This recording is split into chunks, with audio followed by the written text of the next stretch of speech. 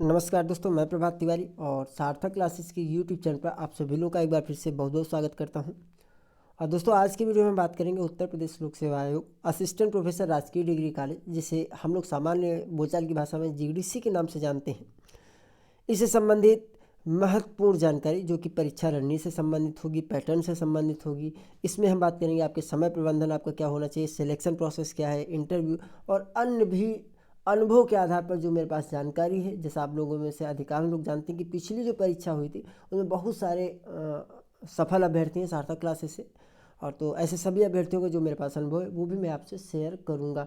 तो इस वीडियो को आप शुरू से लेकर लास्ट तक ज़रूर देखिएगा, क्योंकि बहुत सारी बातें आपको पता चलेंगी जो शायद अभी तक आपको क्लियर नहीं हुई थी।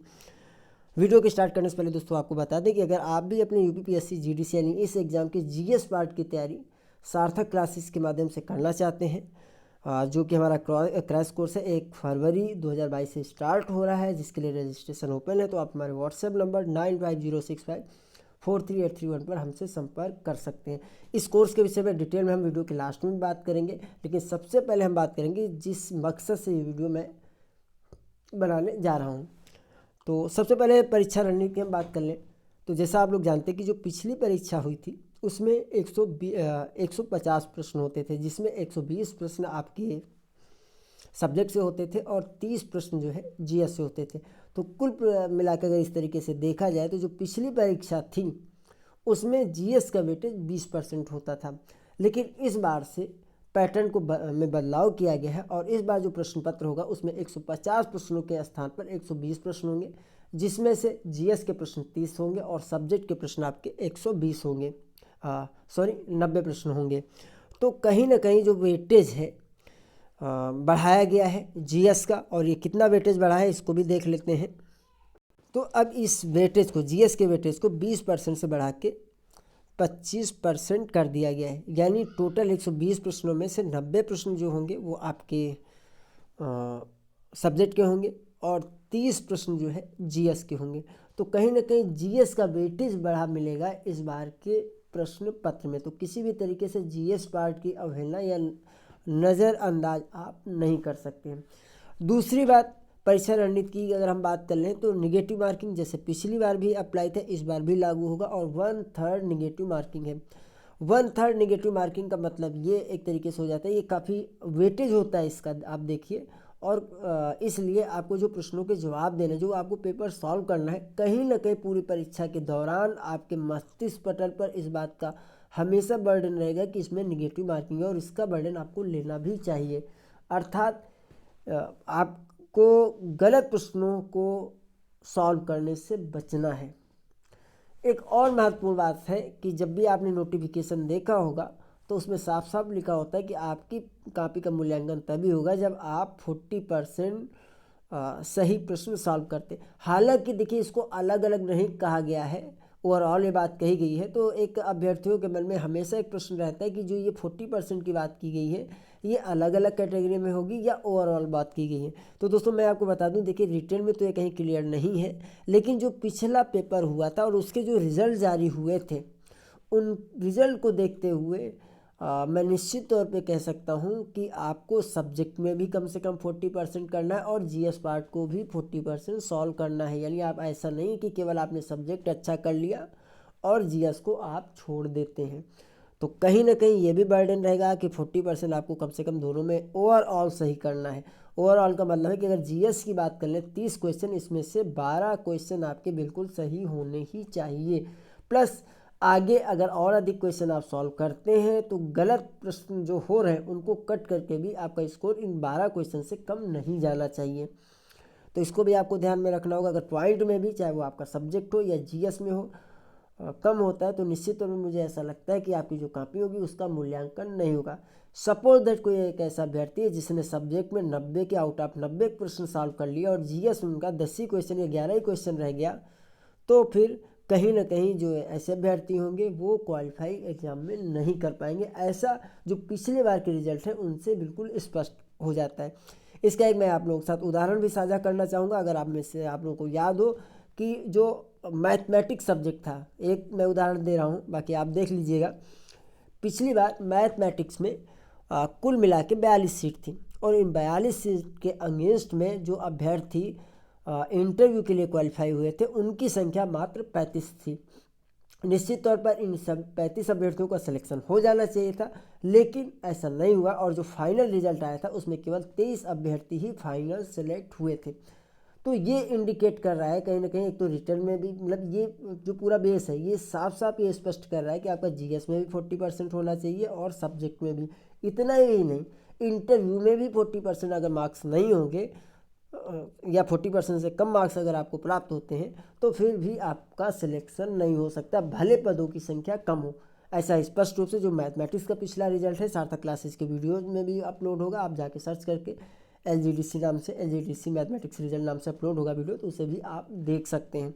तो कुल मिला के जितने भी चरण होंगे सब में आपको 40% का क्राइटेरिया हर एरिया में आपको मेंटेन रखना चाहिए, ये मेरी आपको सलाह है छोटी सी।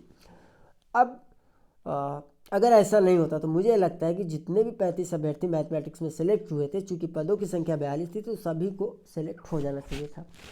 अब दूसरी बात कर लेते हैं, ये किस प्रकार का एग्ज़ाम है। तो ये एक स्क्रीनिंग एग्ज़ाम है। स्क्रीनिंग एग्ज़ाम का तात्पर्य ये है कि आपके जो रिटेन के मार्क्स हैं वो फाइनल एग्ज़ाम में फाइनल सिलेक्शन में काउंट नहीं किए जाएंगे। तो हम अभ्यर्थियों को यही सलाह देते हैं कि इस एग्ज़ाम में आपको टॉपर नहीं बनना है, बल्कि बहुत कूल माइंड रहते हुए बहुत सावधानी के साथ आपको अच्छा स्कोर करने का प्रयास करना है। साथ ही साथ गलत प्रश्नों से आपको अपने को बचाना है। यही रीज़न है कि ये चूँकि जो 40% क्राइटेरिया है इसमें लोग अच्छा करने के बाद भी जो है इंटरव्यू के लिए क्वालिफाई नहीं हो पाते हैं, तो इसका आपको बहुत ध्यान रखना है।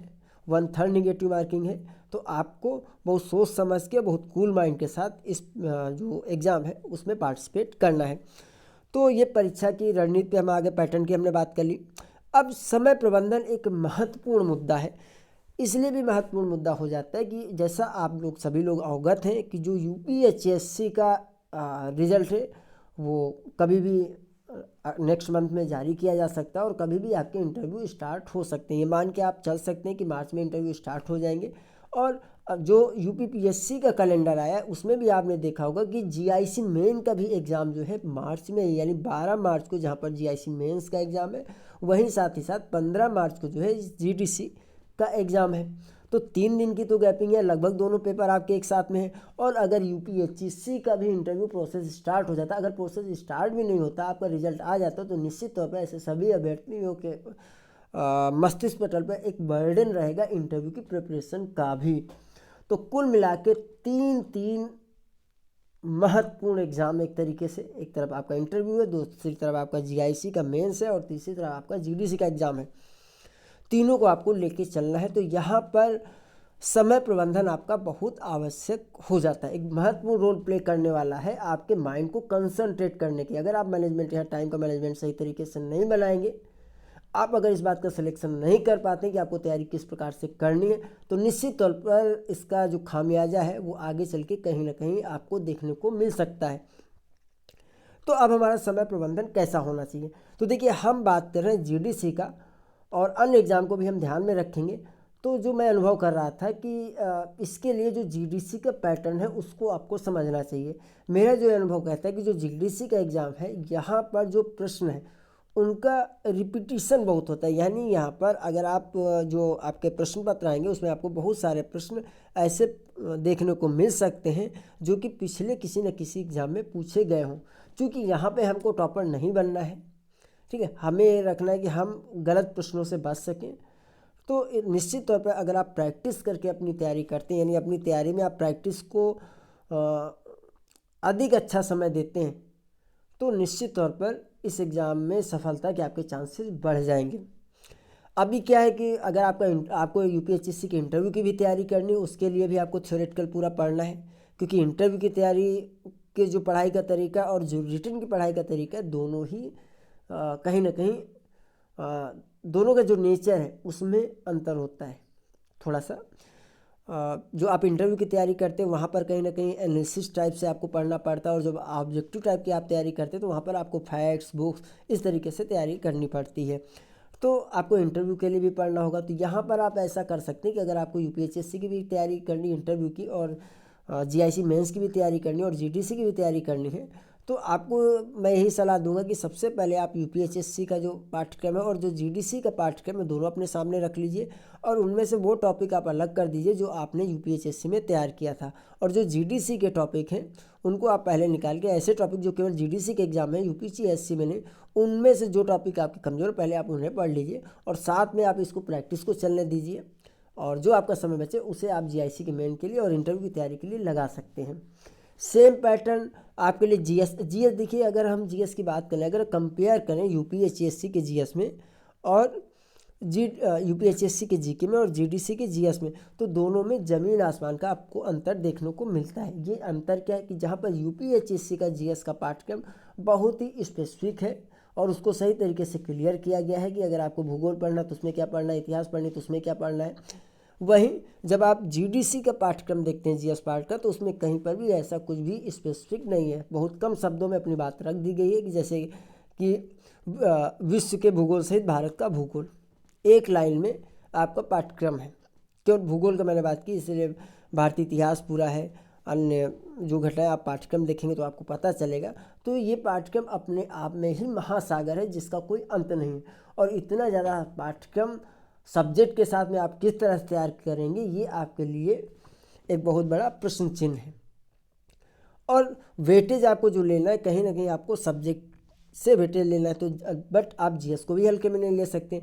तो जीएस के लिए मैं आपको यही सलाह दूंगा कि प्रैक्टिस पर आप जोर दीजिए, और इस पर मैं अभी और डिटेल में बात कर लूँगा जीएस पार्ट में, जब हम अपने क्रैश कोर्स के विषय में आपसे बात करेंगे लास्ट में। आगे सिलेक्शन प्रोसेस की बात कर लें तो देखिए, सिलेक्शन प्रोसेस में क्या है कि आपका जो है स्क्रीनिंग एग्जाम होगा जिसमें 1/3 नेगेटिव मार्किंग है, 40% का क्राइटेरिया है कि आपको करना ही करना है। तो जो अभ्यर्थी रिटन एग्जाम में क्वालिफाई होंगे, स्क्रीनिंग एग्जाम में क्वालिफाई होंगे, और जो पदों की संख्या होगी, यानी जो पदों की संख्या होगी उसके 3 गुना प्लस इक्वल मार्क्स वाले अभ्यर्थियों को, ऐसे सभी अभ्यर्थियों को जिनका 40% प्लस है, उनको शामिल करते हुए मेरिट बनाई जाएगी और फिर इंटरव्यू के लिए आपको कॉल होगी।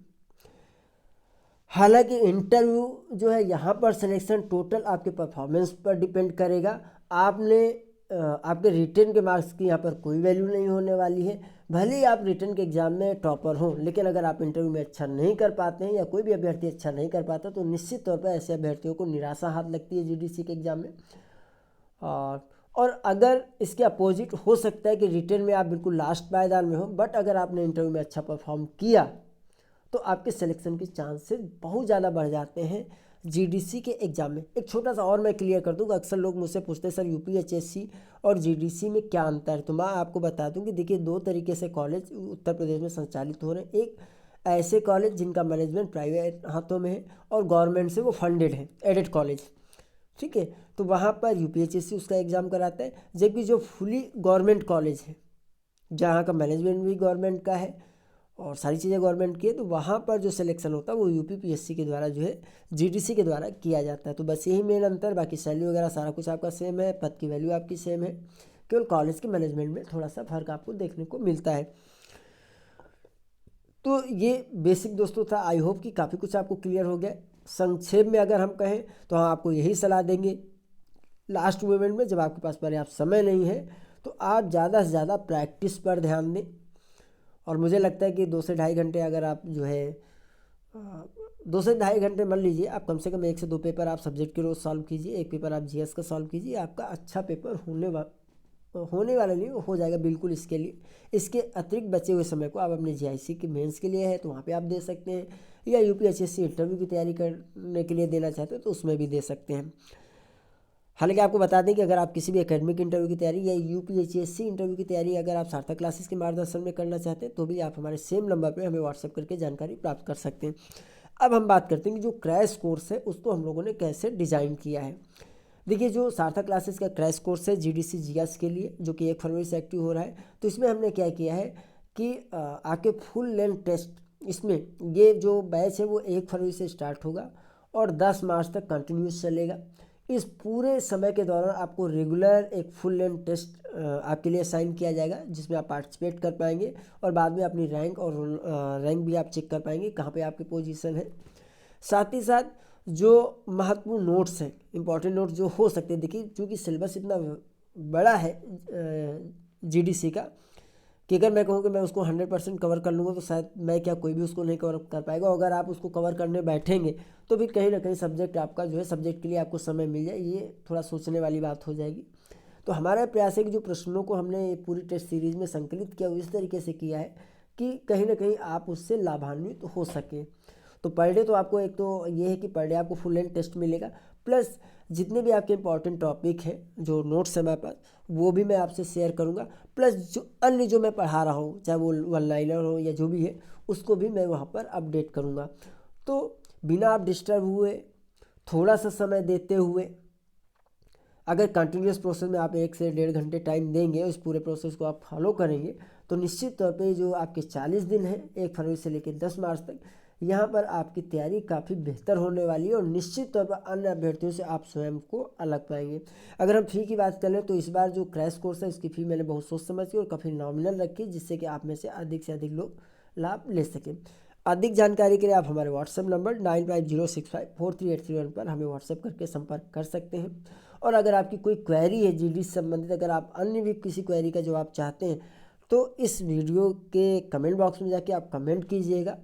मैं सभी आपके प्रश्नों को संकलित करके नेक्स्ट वीडियो में, जब भी मैं आप लोगों के कमेंट्स आ जाएंगे, उसमें मैं कलेक्ट करके नया वीडियो भी आप लोगों को उपलब्ध करा दूंगा।